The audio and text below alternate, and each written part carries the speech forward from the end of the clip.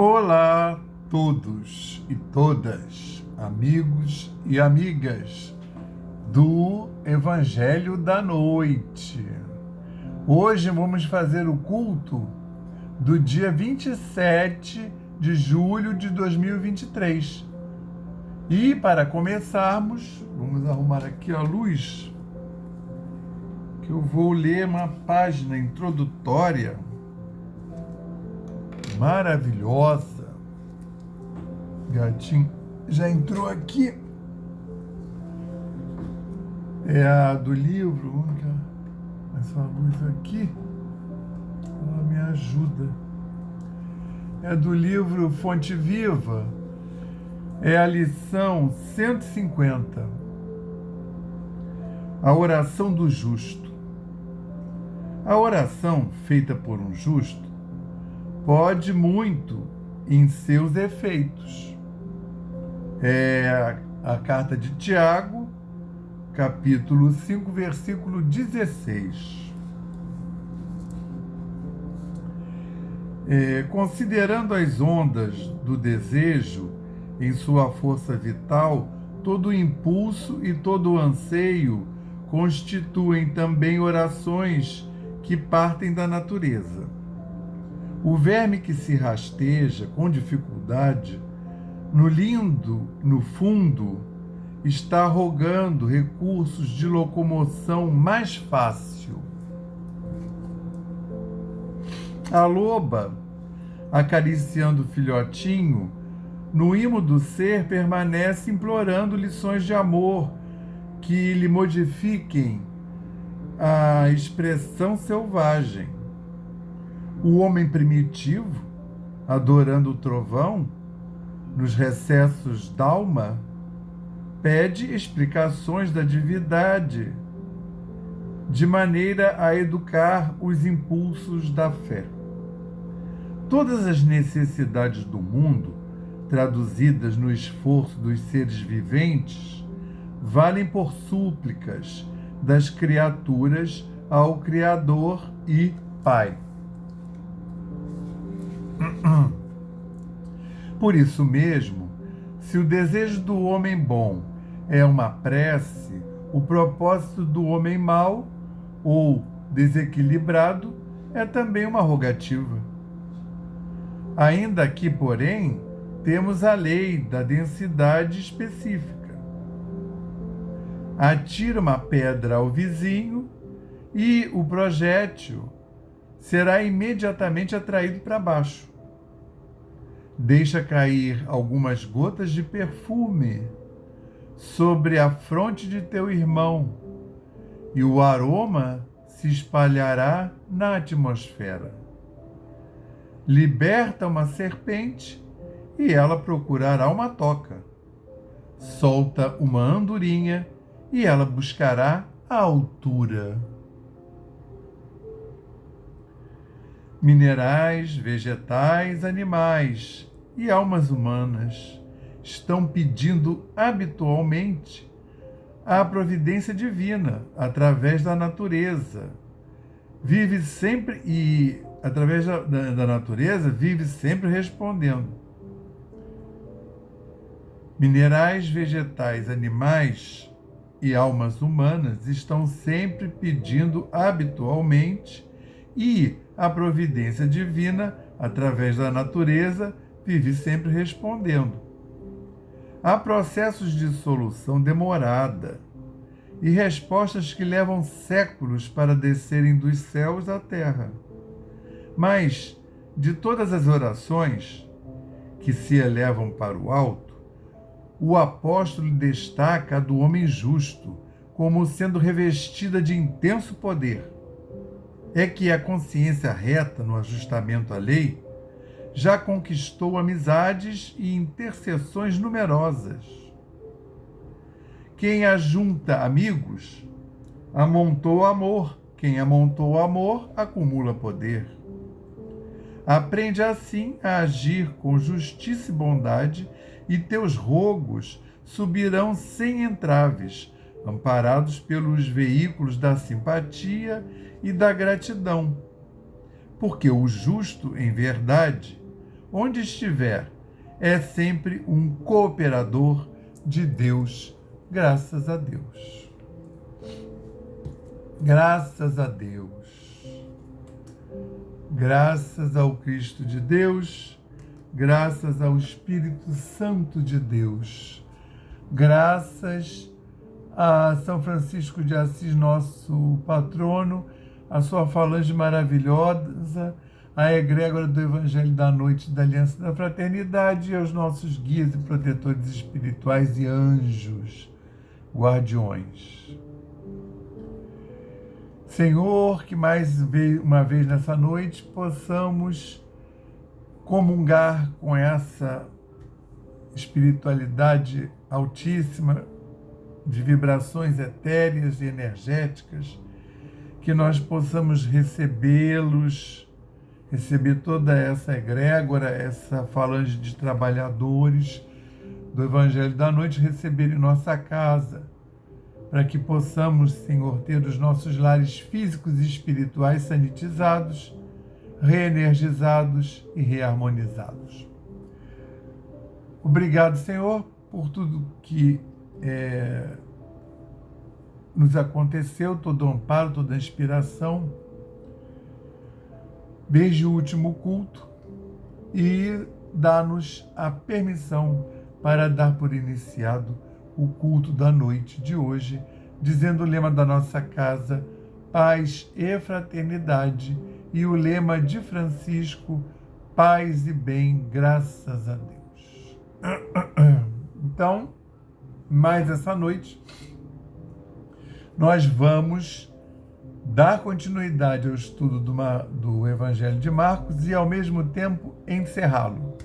Nós estamos no capítulo 16 e hoje vamos apreciar os versículos de 8 a 20, que são os últimos versículos do Evangelho de Marcos, tá?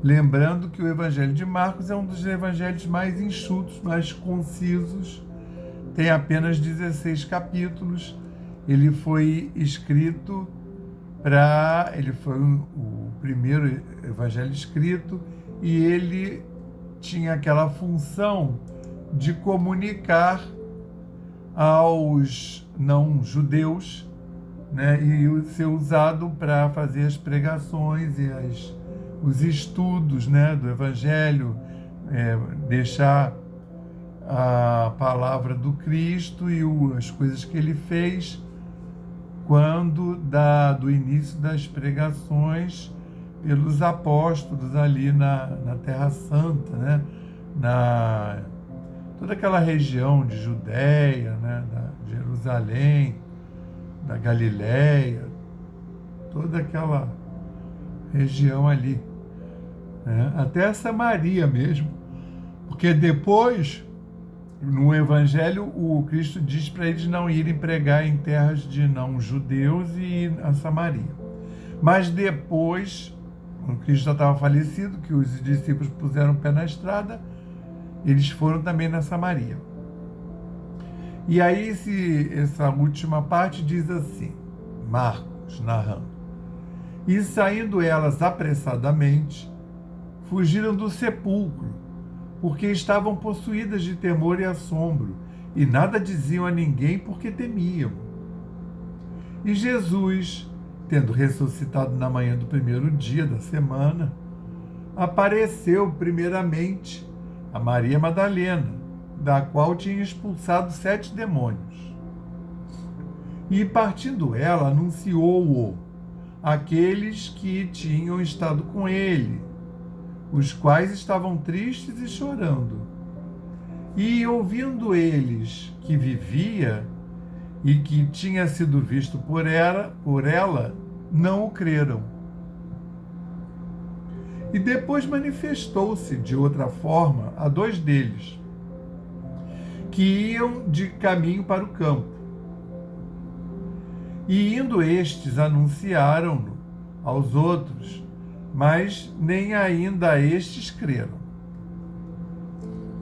Deixa eu andar aqui com o negócio. Creram. E finalmente apareceu aos 11, estando eles assentados juntamente, e lançou-lhes em rosto a sua incredulidade e dureza de coração, por não haverem crido nos que o tinham visto já ressuscitado.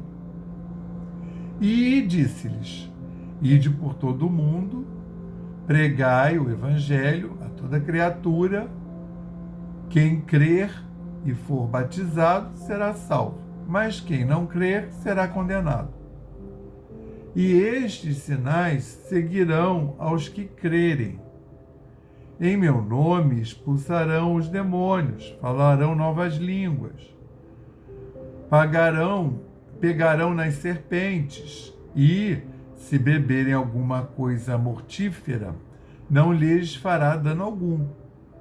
E porão as mãos sobre os enfermos e os curarão. Ora, o Senhor, depois de lhes ter falado, foi recebido no céu e assentou-se à direita de Deus. E eles, tendo partido, pregaram por todas as partes, cooperando com eles o Senhor, e confirmando a palavra com os sinais que se seguiam. Amém. Então, nós estamos aqui depois do momento que a Maria, né, ou as Marias, e essa parte aí, depois que o Cristo é crucificado, o José de Arimateia pediu o corpo do Cristo. Isso daí está narrado em praticamente todos. Aí botou o corpo no sepulcro que ele havia preparado. Aí agora, depois, esses eventos pós ele ter sido sepultado no final da Sexta-feira Santa, aí passa sábado, ninguém vai lá no sepulcro, e aí domingo, nas primeiras horas da manhã, que é o que a gente está, de onde estamos vindo, foi o estudo da semana passada. E passado sábado, Maria Madalena e Maria, mãe de Tiago, e Salomé, compraram aromas para irem ungí-lo, o corpo, né, de Jesus. E diziam umas às outras: quem nos revolverá a pedra da porta do sepulcro? E olhando, viram que a pedra já estava revolvida e ela era muito grande. Entende? Aí elas foram lá e encontraram o sepulcro vazio. Aí, isso daí, esses momentos, eles diferem de um evangelho para o outro, tá? A versão que a indústria cinematográfica mais gosta é a de Mateus, porque é aquela que os sacerdotes, aí é narrado lá em Mateus, que os sacerdotes estão lá na fortaleza do Pôncio Pilatos e lembram assim, é bem capaz daquele povo querer roubar o corpo para dizer que o Jesus, né, ressuscitou, que eles disseram que ele ia reviver no terceiro dia. Então, olha, é melhor mandar botar uma guarda lá. Então, os sacerdotes, sumos sacerdotes lá da sinagoga, lembram, falam com Pilatos para botar uma guarda, isso segundo a narrativa de Mateus. Só Mateus narra isso. Aí eles botam o guarda lá, mas tem tipo um terremoto, né? Barulho de trovão, e o sepulcro se abre e fica um anjo lá sentado em cima da pedra do sepulcro, e os guardas ficam aterrorizados, paralisados, diz que como mortos. Então, eles ficam congelados vendo aquilo, que é na hora que as mulheres estão indo lá ungir o corpo. Isso é segundo Mateus. Não acontece nada disso aqui em Marcos, tá? Então, no primeiro dia da semana, foram lá no sepulcro, que é o domingo, né? E aí é da onde eu comecei. E aí elas saíram apressadamente. O anjo disse para elas que Jesus tinha ressuscitado, não estava ali. Olha, pode olhar aqui, elas não veem o corpo, só vê lá o santo sudário, né? Lá enrolado. E aí, o anjo diz, vai lá e avisa para o povo que está lá reunido. Os discípulos lá, os apóstolos, os discípulos, todo mundo. Mas ide dizer a seus discípulos e a Pedro que ele vai adiante de vós para a Galiléia. Ali o vereis, como ele vos disse. E saindo elas apressadamente, fugiram do sepulcro, porque estavam possuídas de temor e assombro. Elas estavam possuídas assim, no sentido que elas estavam, como é que chama? Espantadas, atemorizadas, né? E nada diziam a ninguém porque temiam. Ou seja, estavam indo direto para lá para falar com os outros apóstolos. E Jesus, tendo ressuscitado na manhã do primeiro dia da semana, apareceu primeiramente a Madalena, da qual tinha expulsado 7 demônios. E, partindo ela, anunciou-o àqueles que tinham estado com ele, os apóstolos, os discípulos, e os quais estavam tristes e chorando. Então você vê aqui, é seco. Diz que o Jesus apareceu para ela, mas não narra nada. Já em Mateus, o Mateus já narra o encontro, que ela sai correndo, elas, né, porque vai ela e uma outra Maria, né, a mãe da Salomé de Zebedeu, a mulher de Zebedeu, né, e elas vão correndo e encontram Jesus. Jesus aparece para elas no meio do caminho. E aí diz até que elas se jogam no pé dele. Então essa narrativa, geralmente quando tem filme, eles usam a de Mateus, por causa do negócio do trovão, a pedra se abrindo, os guardas paralisados, o anjo sentado em cima da pedra, que é o anjo que vai falar com elas. E os guardas voltam para a cidade para avisar aos sumos sacerdotes o que estava acontecendo. Tá? E elas vão correndo lá para avisar os apóstolos e os discípulos. Só que no meio do caminho Jesus se apresenta. Aqui diz que se apresentou para Madalena, mas não fala da outra e não fala o que ele falou. Aí ele fala, vai lá e avisa, né? E tal coisa. Vai lá onde está todo mundo escondido, né?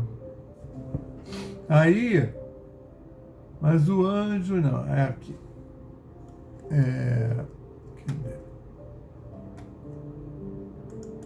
Aí andar e indo elas a dar a boa nova, Jesus saiu ao encontro então.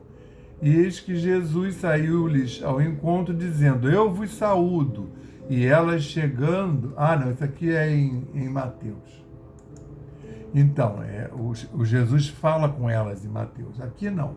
Aqui só diz que ele se apresentou, né, anunciou que tinha estado com eles, e ela partindo, anunciou àqueles que tinham estado com eles, o povo lá, os apóstolos e os discípulos que estavam lá reunidos, tá? Lá malocados, no esconderijo, fechadinhos.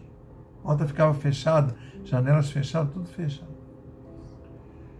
E partindo ela, anunciou àqueles que tinham estado com eles, os quais estavam tristes e chorando, porque isso era domingo de manhã, ele morreu sexta à tarde.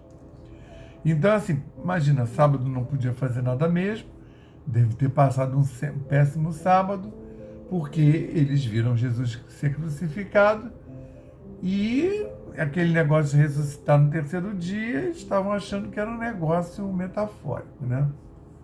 que não ia realmente acontecer nesse plano que eles estão, encarnados. E aí chorando. E ouvindo eles que vivia e que tinha sido visto por ela, não o creram. Não adiantou muito falar. E depois manifestou-se de outra forma a dois deles que iam de caminho para o campo. Então, assim,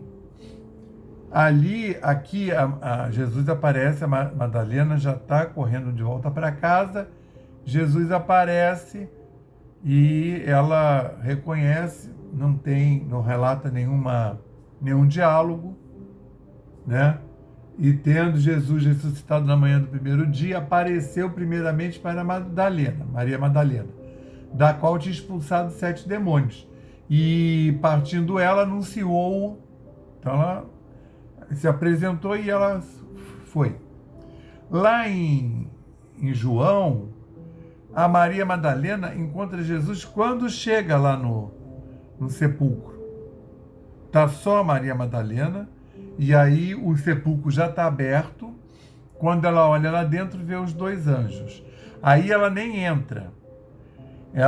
Eles falam que Jesus ressuscitou e ela volta correndo para falar com os... Aliás, não. Nessa hora, ela vê aberto, vê que não está lá dentro e volta para chamar os apóstolos. Aí vem João e Pedro correndo, olha lá dentro e vê os 2 anjos sentados, um na cabeceira, outro nos pés, que dizem que ele ressuscitou. Aí os 2 apóstolos, João e Pedro, voltam para falar com os outros. Só que a Madalena continua lá e aí encontra com Jesus, mas não o reconhece. E aqui eles estão narrando um outro encontro que Jesus vai encontrar ao Cleofas e um outro discípulo que não é discípulo, tá? Não é apóstolo, que não é identificado, que eles estão a caminho de Emaús, que aqui fala também bem rápido, aqui, quer ver? E depois que já tinha manifestado para Madalena, manifestou-se de outra forma a 2 deles, que iam a caminho para o campo. São os famosos discípulos de Emaús. Eles estão em caminho para Emaús, de Jerusalém para Emaús, que são mais ou menos 12 quilômetros, tá? 60 estádios, que está na Bíblia, dá mais ou menos 12 quilômetros. E aí o que acontece? Eles estão andando e falando daquelas coisas, né? Que se lamuriando, tristes, e aparece uma outra pessoa que começa a acompanhar eles na estrada e pergunta por que vocês estão, né, tristes e tudo. Aí eles contam tudo para a pessoa. Mas você estava em Jerusalém, não sabe do que aconteceu? Que crucificaram Jesus do Nazareno, que fazia os sinais, os milagres.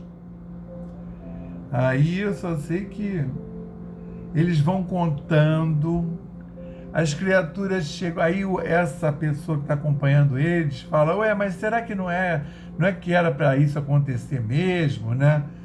Que não seria isso, não era proposital? Eles não desconfiam, não reconhecem. Aí chega lá em Emaús, eles já tem um lugar lá para ficar, eles vão fazer a ceiazinha da noite, e aí eles convidam esse forasteiro para cear. Aí o forasteiro diz que não, eu vou seguir, né? Ele falou, não, mas já está de noite, aí você pode dormir aqui, cear com a gente. Aí o forasteiro, né? Você imagina que é Jesus, mas eles não estão reconhecendo. Aí ele aceita, e lá dentro, na hora da ceia, quando ele corta o pão, eles reconhecem, mas aí Jesus desaparece. Isso é a narrativa lá do em Lucas, capítulo 24, versículo 13 a 34. E aí eu estou falando isso por quê? Porque ele citou aqui que depois de Maria Madalena, que ele apareceu para Maria Madalena, e depois manifestou-se de outra forma a dois deles, que iam de caminho para o campo. Então, nesse dia aí, inclusive, os caras nem conseguem comer, né? Eles voltam lá para Jerusalém, mesmo de noite, que o povo não fazia esses trajetos de noite, mesmo sendo assim razoavelmente perto, né? Era menos do que a ponte Rio-Niterói, mas vai levar aí 1 hora e tanto para andar, né? Umas 2. Né? Desesperados correndo, eles fizeram em 1 hora e pouco. Porque um homem andando assim, sem ser correndo, dá 5 quilômetros ou 6 por hora. E aí, nesse dia lá dos discípulos de Emaús, aí voltaram lá para falar. Mas acontece o que eles dizem.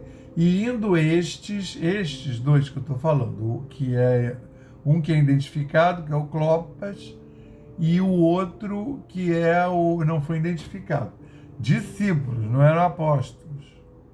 Inclusive, esse Clopas não sabem se é o Clopas, não deve ser, porque o tio de Jesus, né, o irmão do José, eu acho que já tinha idade, não deve ser ele. Deve ser um outro Clopas, tá? E aí o que acontece? E indo estes, anunciaram-no aos outros, mas nem ainda estes creram. Então ele apareceu para Madalena, Madalena disse, eu vi. Não acreditaram. Aí tem esses outros discípulos que estavam lá, né, resguardados com os outros, disseram também que viram e nem ainda estes creram. Finalmente apareceu aos 11. Aos 11 porque o Judas, né, cometeu suicídio. E estando eles assentados juntamente, um do lado do outro, e lançou-lhes em rosto a sua incredulidade e dureza de coração, por não haverem crido nos que o tinham vistos já ressuscitado. Os que o tinham visto já ressuscitado. E nesse lugar aí, quando ele aparece, está tudo fechado e está lá os discípulos. Não deve ser um lugar tão grande assim, porque não são só os 11, mas as mulheres que não contavam, crianças, se houverem, que não contavam, e os discípulos, os que eram seguidores, como esses dois, né, que narraram, que estavam a caminho de Emaús e narraram o encontro. Nem creram. Finalmente apareceu aos 11, estando eles assentados juntamente, e lançou-lhes em rosto a incredulidade, dureza de coração, por não haverem crido nos que o tinham visto já ressuscitado. E disse-lhes, ide por todo o mundo, pregai o evangelho a toda criatura. Quem crer e for batizado será salvo, mas quem não crer será condenado. E estes sinais seguirão aos que crerem. Em meu nome expulsarão os demônios, falarão novas línguas, pegarão nas serpentes, e, se beberem alguma coisa mortífera, não lhes fará dano algum. E porão as mãos sobre os enfermos e os curarão. Ora, ou seja, é uma lista dos sinais, né? Chamados sinais, que era como alguém comprovava que era mesmo um profeta, ou que era um enviado, no caso dele, no caso do Cristo, enviado de Deus, Filho de Deus. E no caso deles que vão pregar o Cristo, que são enviados do Cristo. Entende? Então ele dá uma lista. e estes sinais seguirão aos que crerem. Esses sinais, que eram uma maneira antiga de comprovar que você é enviado de Deus. E aí, repare, ele fala isso, ora, o Senhor, depois de lhes ter falado, foi recebido no céu e assentou-se à direita de Deus. No outro evangelho diz que ele ascendeu. E eles, tendo partido, eles, os discípulos, apóstolos, pregaram por todas as partes, cooperando com eles o Senhor e confirmando a palavra com os sinais que se seguiam. Amém. E assim termina o Evangelho de Marcos. Então você repara que os sinais, e estes sinais seguirão aos que crerem, na hora que está pregando, né? Expulsarão demônios, falarão novas línguas, expulsarão demônios, os obsidiados. Falarão novas línguas para eles, as línguas que eles não conhecem. Não é essa coisa que tem aí no neopentecostal, eles são batizados no Espírito Santo, mas também entendendo da Igreja Católica. E aí eles começam a chular, blá, blá, blá, chular, blá, blá, blá, blá. Aí não é novas línguas para eles. Porque quando começar lá o Ato dos Apóstolos, que é a continuação disso, que logo no primeiro capítulo, os discípulos vão pregar para uma multidão de pessoas com línguas diferentes, e cada um vai ouvir a pregação na sua própria língua.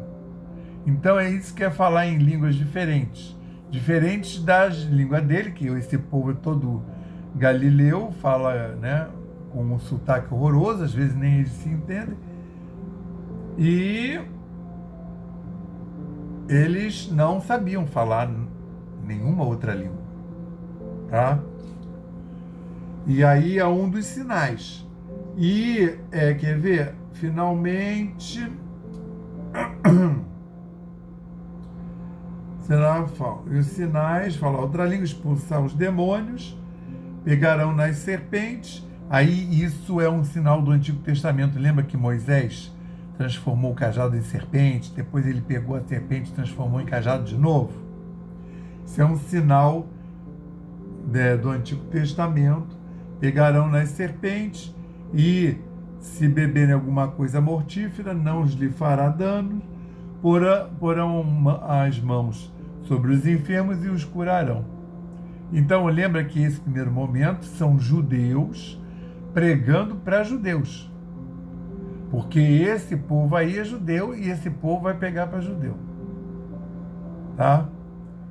Quando a palavra sair do círculo de judeus, é quando era o Ato dos Apóstolos, quando entra o Paulo, que falava muito bem grego, e aí a palavra se dissemina através do grego, que era uma boa parte do povo que falava, e depois através do latim, que é a língua falada em Roma, que é a língua do Império Romano, tá?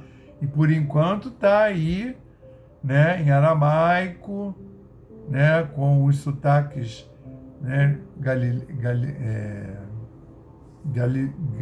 meu Deus, eles são gaulês, não. Então, mas vocês estão entendendo.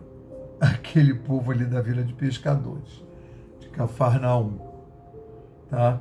E aí ele vai e ele sacramenta essa evangelização que eles vão fazer, vão ser bem-sucedidos, mas todos morrerão, né, martirizados, exceto João, tá? E aí, vamos ver, aí ele diz, pregarão, e então ele fala que essas pessoas, que aí já não fala mais só dos apóstolos, ele fala, Essa frase é muito forte. Quem crer e for batizado será salvo, mas quem não crer será condenado. O condenado aí é maneira de dizer. Ele veio trazer a boa nova e como é que você sai dessa situação da reencarnação, de ficar preso a esse orbe, né? Agora, como é que você sai disso? Aceitando e seguindo a boa nova. Quem não crer será condenado, vai continuar na perspectiva antiga, naquele jeito antigo de fazer, né? De proceder, que é o antigo, olho por olho, dente por dente, que é o do Antigo Testamento, né? Tá? Então agora vamos nos preparar, né, para a... Deixa eu ver aqui. Tá. Vamos nos preparar para o nosso passe, nos colocando numa maneira confortável, né? Reclinado, em pé, sentado, e sintonizando o seu avatar de preferência. Vamos aqui, vamos ver. Tá. Recente.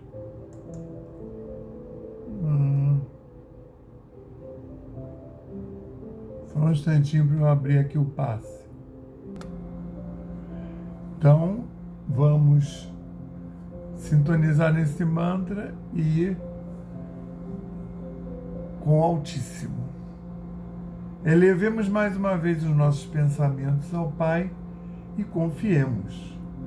Nós pedimos ao Cristo para que possam os nossos amigos espirituais, juntamente com os protetores de cada um aqui presente, realizar através deste passe fluídico-terápico o tratamento particularizado de acordo com as necessidades que cada um apresenta.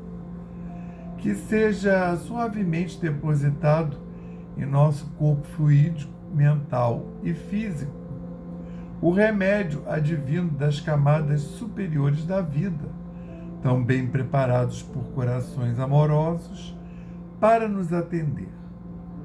Rogamos ainda que os benefícios deste passe se estendam aos nossos lares, envolvendo de forma carinhosa nossos familiares, parentes e amigos, proporcionando-lhes igualmente tratamento eficaz.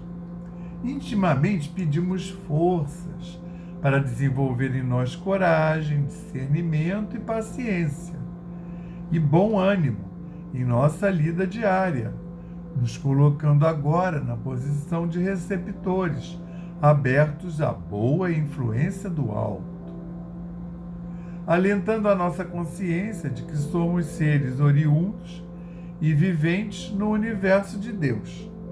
Agradecemos a nossa coexistência com o nosso próximo e atual reencarnação, que nos colocou em contato com os elementos indispensáveis às nossas necessidades de evolução. Rogamos inspiração para que possamos aproveitar a oportunidade da mesma para exercitar o perdão e a busca sincera pela harmonização íntima, sem deixar de atender aos reclames da lei de progresso e evolução.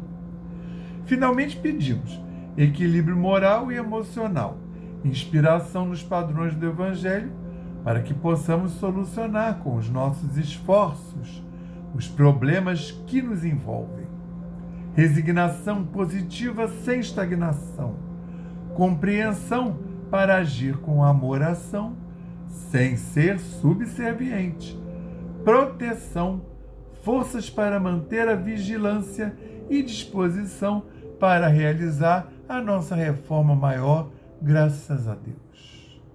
Graças ao Cristo de Deus e graças ao Espírito Santo de Deus, graças ao nosso patrono São Francisco de Assis e sua falange maravilhosa, a egrégora do Evangelho da Noite e da Aliança da Fraternidade, aos nossos guias e protetores espirituais, anjos da guarda, que tanto nos auxiliam, que realmente produzem esse culto no lar do Evangelho da Noite.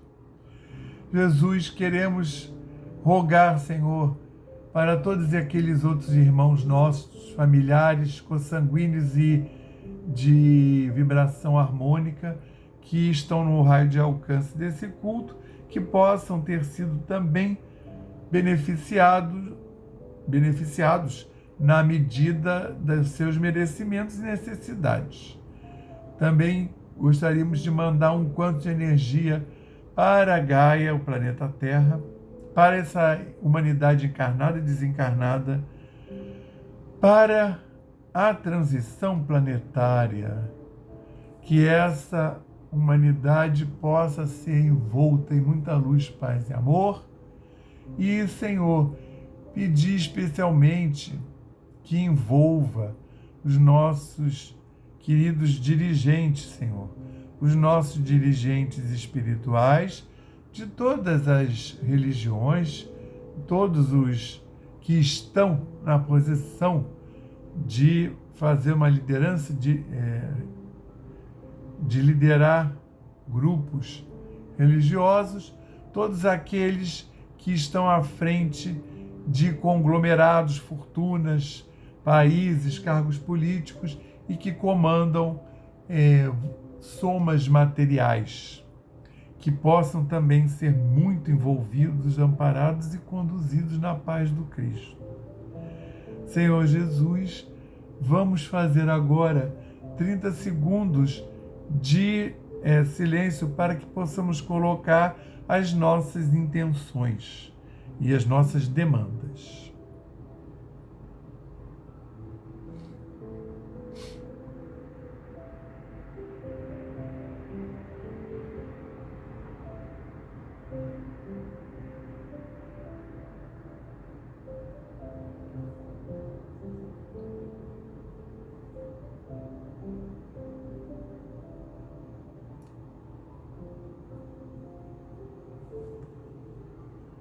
Nosso Senhor Jesus Cristo, dá-nos a permissão para dar por encerrado o Evangelho da noite de hoje, dizendo o lema da nossa casa, paz e fraternidade, e o lema de Francisco, paz e bem, graças a Deus. Que tenhamos todos uma excelente semana na paz do Cristo.